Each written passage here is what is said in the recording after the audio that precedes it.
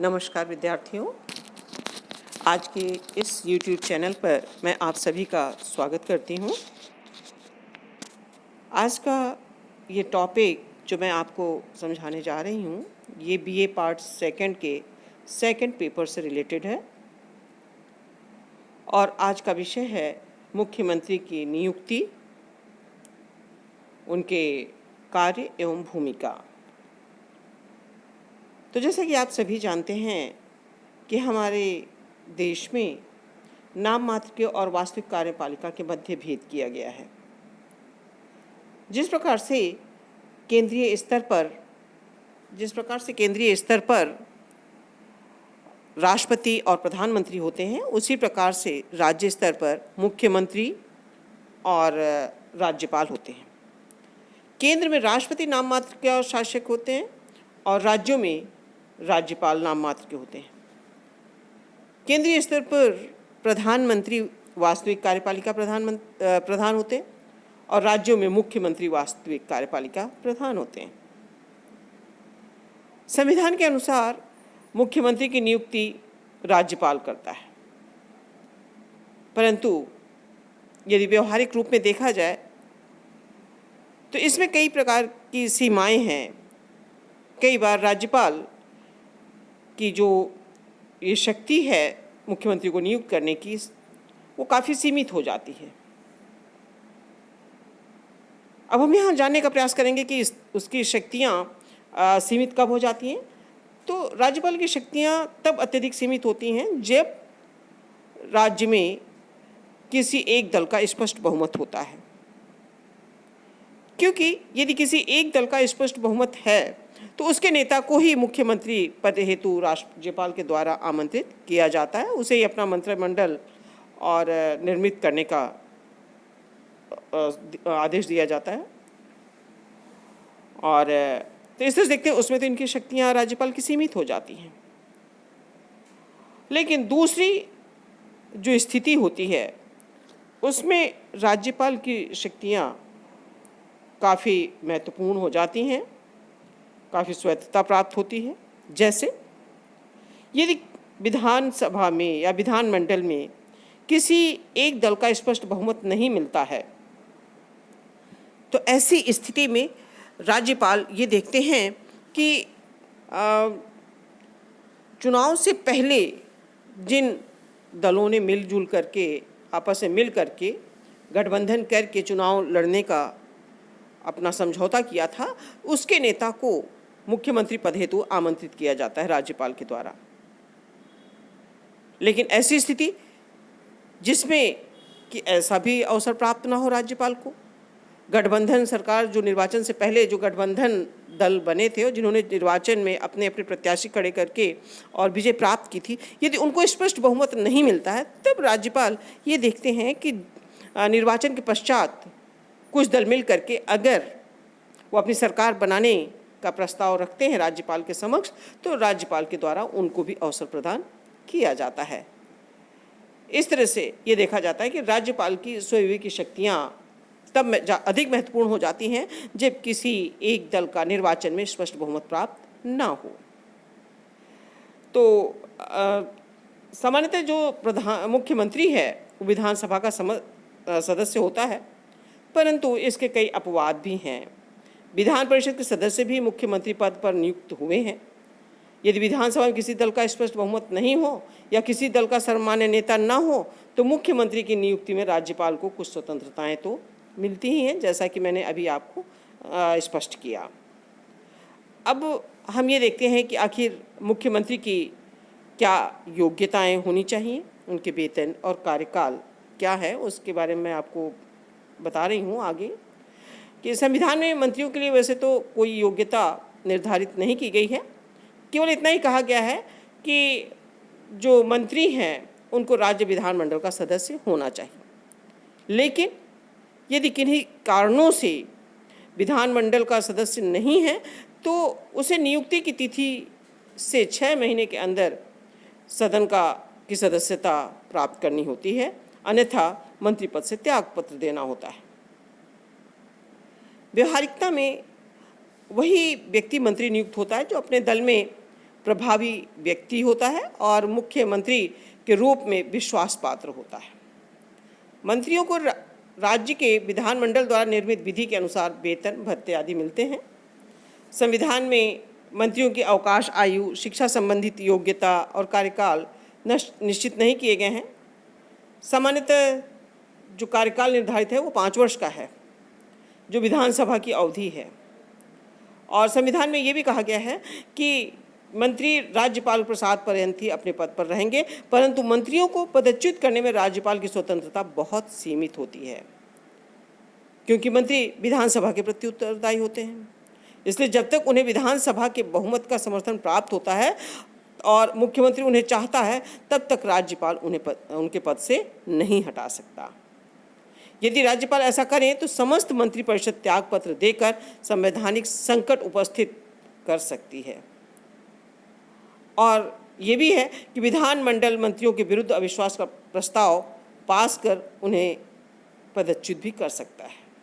मंत्रियों की जो मंत्री हैं, विधानमंडल में मंत्री हैं, अगर उनके प्रति अविश्वास प्रस्ताव पारित हो जाता है तो दूसरी तरफ राज्यपाल उनको उनके पद से पदच्युत भी कर सकती है। और दूसरे जो कि अपना बहुमत सिद्ध करने का भरे आश्वासन दें, उन्हें सरकार बनाने के लिए भी आमंत्रित किया जा सकता है। तो इस तरह से देखते हैं कि चेक एंड बैलेंस का सिद्धांत अपनाया गया है, नियंत्रण एवं संतुलन का सिद्धांत जिसे हम हिंदी में कह सकते हैं। उस संतुलन के अंतर्गत एक तरफ जो मंत्रिपरिषद है, उनको मंत्रिपरिषद सदस्य हैं, उन्हें राज्यपाल के द्वारा पदच्युत नहीं किया जा सकता यदि विधानमंडल में उन्हें स्पष्ट रूप से बहुमत प्राप्त है। तो मुख्यमंत्री के क्या कार्य हैं, उन्हें मैं अब आपको बताने का प्रयास करूंगी, समझाने का। सबसे पहला कार्य तो यही होता है मुख्यमंत्री का कि जब मुख्यमंत्री पद की शपथ ग्रहण कर लेते हैं तो वो मंत्रिपरिषद का निर्माण करते हैं। मंत्रिपरिषद के सदस्यों की संख्या निश्चित करते हैं, उनके नामों की एक सूची तैयार करते हैं। दूसरा कार्य है कि मंत्रिपरिषद के सदस्यों की संख्या निश्चित करने के बाद उनके नामों की सूची तैयार करते हैं और इसमें सामान्यतः मुख्यमंत्री स्वतंत्र होते हैं। ये अलग बात है कि व्यवहारिक परिप्रेक्ष्य में उन पर कई प्रकार के प्रतिबंध लगे होते हैं जो उनको अपनाने होते हैं किसी अपने दल को प्रभावशाली रूप से संचालित करने के लिए। सामान्यतः देखने में ये आता है और होता भी यही है कि वो अपने दल के जो प्रभावशाली व्यक्ति हैं उनको ही विभिन्न महत्वपूर्ण विभागों को सौंपते हैं। इसके अलावा अगला कार्य हम ये कह सकते हैं कि जो मुख्यमंत्री हैं वो अपने दल की जो कार्यकारिणी समिति है उनका भी परामर्श लेते हैं और जो वयोवृद्ध अनुभवी व्यक्ति होते हैं, विभिन्न क्षेत्रों के विशेष प्रतिभाओं के धनी होते हैं, उन लोगों को भी मंत्रिपरिषद में सम्मिलित करते हैं। अगला जो कार्य होता है मुख्यमंत्री का वह है राज्यपाल की औपचारिक स्वीकृति से ही मंत्रियों के बीच विभागों का वितरण करते हैं।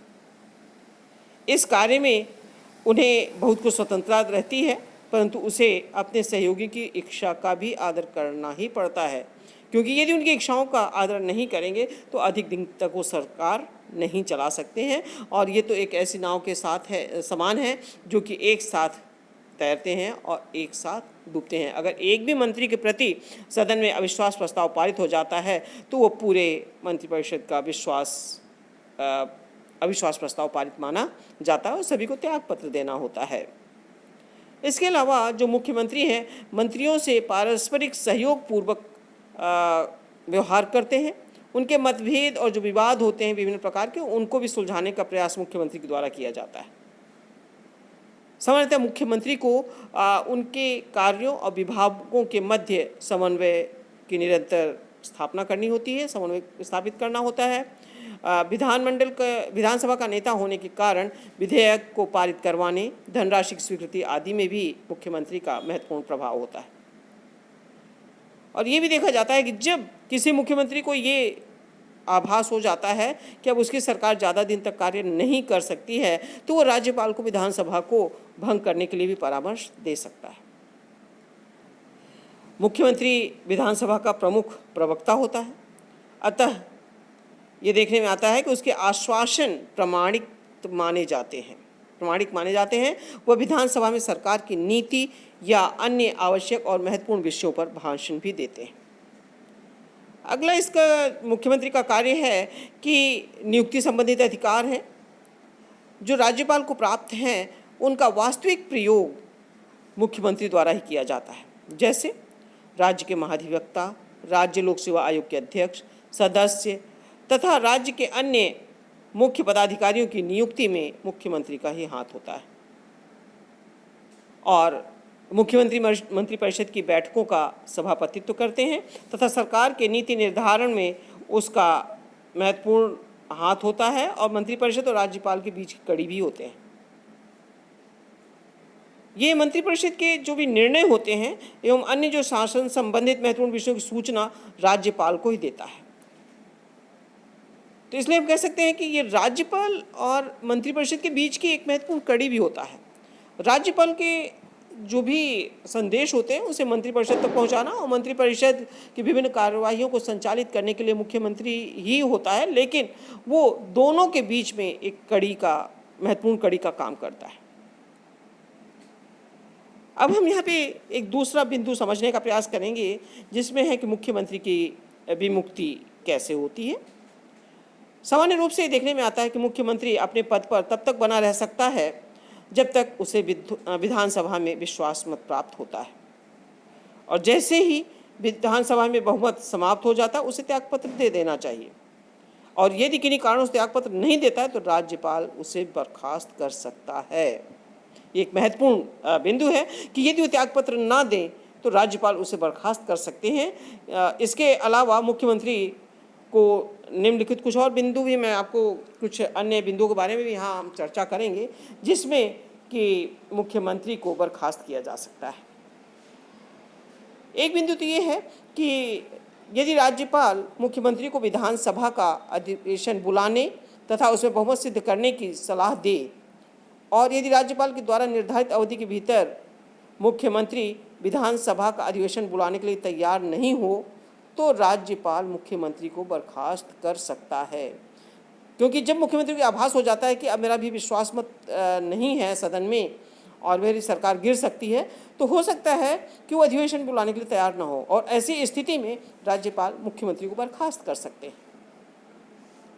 दूसरा बिंदु ये होता है कि जब संविधान के अनुच्छेद 356 के अंतर्गत राज्यपाल ये रिपोर्ट दे दें कि राज्य का शासन संविधान के अनुसार नहीं चलाया जा सकता, या राष्ट्रपति को अन्य स्रोतों से समाधान हो जाए कि शासन संविधान की प्रावधानों के अनुसार नहीं चलाया जा रहा है, तो राष्ट्रपति मुख्यमंत्री को बर्खास्त करके राज्य का शासन चलाने का निर्देश राज्यपाल को दे सकते हैं। अगला जो मुख्यमंत्री को बर्खास्त के संबंध में है वो ये है कि जब मुख्यमंत्री के विरुद्ध राज्य विधानसभा में प्रस्ताव पारित हो जाए और मुख्यमंत्री त्यागपत्र देने से इनकार कर दे, तब राज्यपाल मुख्यमंत्री को बर्खास्त कर सकता है। तो इस तरह से हम देखते हैं कि राज्यपाल केंद्र सरकार के प्रतिनिधि के रूप में होता है राज्यों में, और राज्य प्रशासन पर अपना पूर्ण नियंत्रण बना के रखता है और केंद्र सरकार के दिशा निर्देशों के अंतर्गत तथा संवैधानिक प्रावधानों के अनुसार कार्य करते हैं।